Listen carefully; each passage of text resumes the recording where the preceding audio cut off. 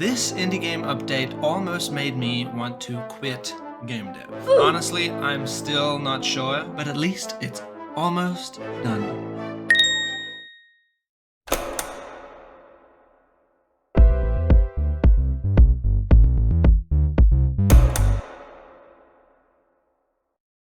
Hello and welcome. I have been making an indie game called Ewe Shall Not Pass, where you play as Shmandalf the wizard and herd sheep, grow your flock, battle off enemies with your magic spells, catch fish, shear wool. It's a farming sim meets a rogue-lite? I really should know by now. The past 3 weeks I've been working on a new update and it has not been good on the old noggin. I don't think it's the update's fault. I, as a developer, am just at the end of a rope. But I have almost completed this new update, the inventory update. Yay! And while not 100% complete, I want to show you where it's at and how it's gone. Let's get into it. So in the game, you can grow and harvest crops, catch fish, forage mushrooms, shear wool from your sheep, etc., etc. Previously, when you harvested all those items, they would immediately become gold that you could use to upgrade your farm and buy new spells. But by making everything gold, why even bother growing different crops? You might as well just grow one thing always and make money. I was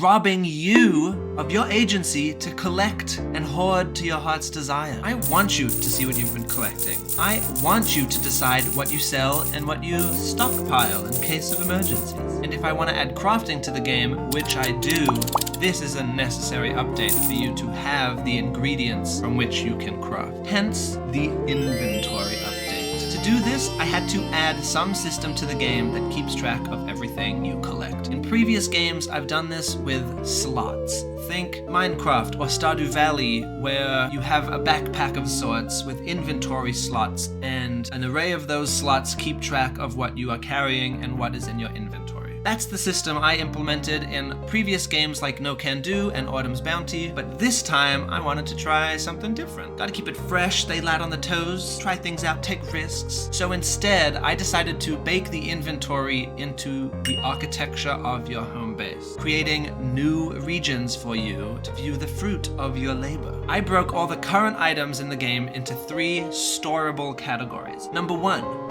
food, which gets stored in a pantry. 2, crafting supplies, which get stored in a shed. And 3, fish, which get stored in a fish tank.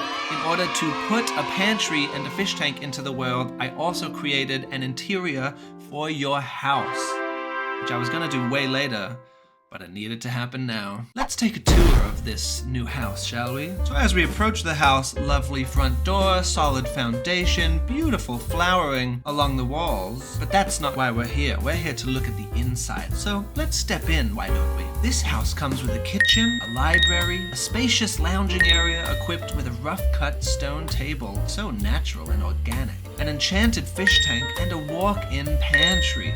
Ooh, ah. Sleeping quarters lie on the invisible second floor, and there is no bathroom included because wizards don't poop. Let's take a look at the pantry. You can access the pantry through the back door of the house. Inside, you'll find all kinds of storage for food, baskets for mushrooms and berries, barrels for potatoes and apples, jars for celery and peppers, and crates for onions and corn. They appear empty when you have none of those contained items, but full when you do. Cool temperatures and the lack of time around your home will keep your produce fresh indefinitely. From here, you can view and sell all the produce and forage goods you've collected. Now, let's take a look at the fish tank. If we walk over to the rough-cut stone coffee table, we can peer into the fish tank.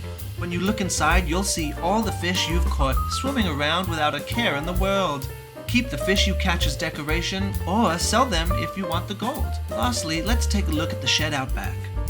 Step inside and you'll see ample storage for all your non-edible storage needs.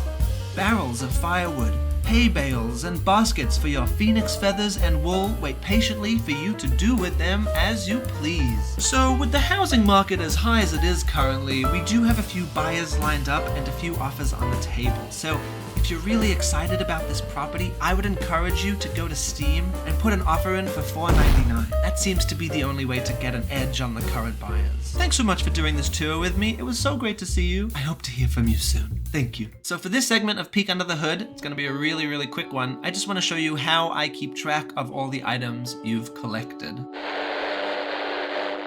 To keep track of all the items you've collected, I created an enum item that lists out all the different types of items in the game. When I add a new item, I add it to this list of enums. It's a little beefy, maybe a little clunky, but again, I'm trying something new. I'm trying to experiment with inventory, and this is what I landed on. In the player inventory script, I create a dictionary that has each of these enums and a corresponding int that shows the quantity of that item.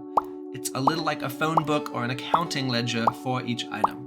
When I add an item, I increase the quantity of that item in this dictionary, and when I drop an item, I reduce that value. In between playthroughs, I save this dictionary, and just like that, I can keep track of all the items and how much you have. Easy peasy. So with all this inventory baked into the game, I'm hoping to add crafting down the road and start to leverage this new inventory system. I would like to talk about how the past few weeks have just been for me as a developer. I will not lie to you. How could I do that? I would never lie to you. I am losing steam. I'm losing steam. I have less fuel in my tank. And it's not because I don't love the project, because I do, but because I am working alone. And holy moly, sweet Jesus, it is getting very hard to stay motivated, make content, do marketing, troubleshoot, be the captain of my own ship and my crew, plot and navigate a course, and have the confidence to say this is the right heading. It's just getting really tough. So with these past few weeks being really hard, I think I'm realizing how small my world is being a solo developer. I do most of my work at home alone, and I just want to make my world a little bit bigger. I miss working in teams, I miss collaborating. I think that's actually where I do my best work. I want co-workers, I want a team. I want to be pushed to do more than I could on my own, and likewise push others so that we can create something bigger than we could alone. It's been hitting me kind of hard that I've been working on games now by myself for years, plural. I've made maybe 6 games, and most of that time has been spent alone. And while I love the work immensely, it is coming time for a change, potentially a big one. This game, You Shall Not Pass, will be in Steam's Farming Fest starting April 29th, I believe. So I'm hoping to squeeze in just a little bit more farming content, maybe get some crafting in, add a few more elements to the farm before that happens, so that anyone that gets it will be pleasantly surprised with the game, which I'm discounting at a huge rate for this festival. But then after that, I am not so sure where I am hoping to take this if I'm trying to work with a team. I have tons of content that I want to add to this, but I don't think I have the energy anymore to continue doing so at the pace I've been going. I also have a ton of other games that I want to explore, and I want to take some time to look into either collaborative indie game work, working on someone else's project, working together on a new project with someone, or, and this is a little more dramatic, just looking for a full-time job, maybe not even in the games industry. My background's in architecture and business, so while I'm flexible, that means I don't really know what I'm looking for next. That will be a part of my process. If you are a creator and you're struggling, just know that you are not alone. You are so not alone. It is so incredibly challenging putting yourself out there time and time again, putting your heart and soul into the products that you make, captaining that ship and manning that ship, plotting your own course, and having the confidence to know that it's the right one. All of that it's difficult and it's exhausting, but you are not alone even when it feels like you are. Leaning on my friends and my communities has been my go-to for recharging myself, and I think I'm at the point now where I just need to fold that into my work instead of using it as this thing I do on the side that helps me stay motivated. I look forward to updating you wherever I take this next, and if you're able, I would so appreciate if you left a like or a comment. It really bolsters my will to live. And until I see you next, happy gaming. Take care of yourself.